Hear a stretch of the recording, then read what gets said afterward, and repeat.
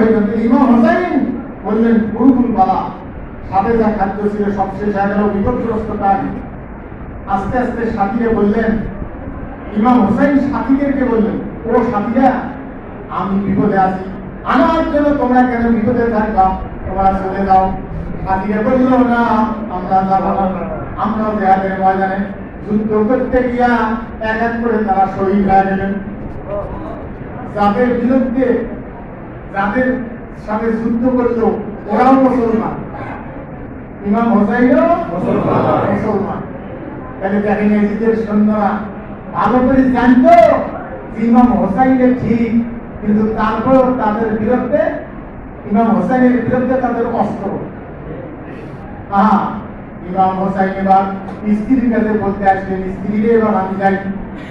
এই কথা বলতে আসা সাথীরা শেষ হয়ে গেছে।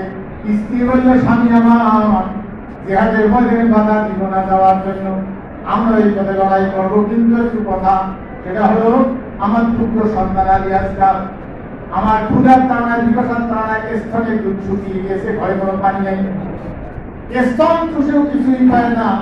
আমার সন্তানের জীবন বাঁচাবার জন্য আমার জিহ্বাটা তার বুকের ভিতরে দিয়েছে, আমার জিহ্বা চুষিয়েও কিছুই পায় না।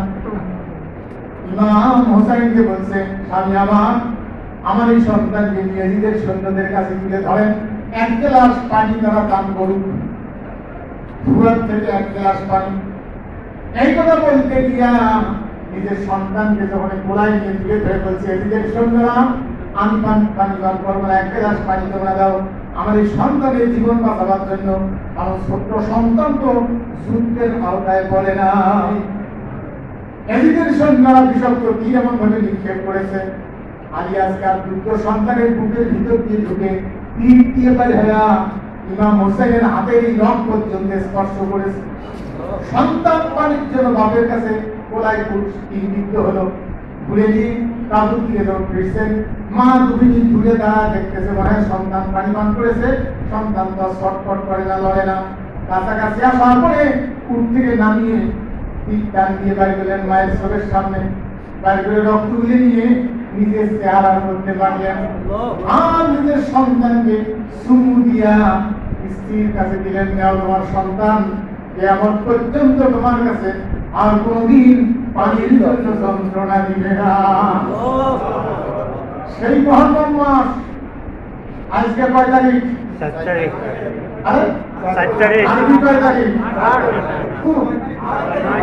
আরবি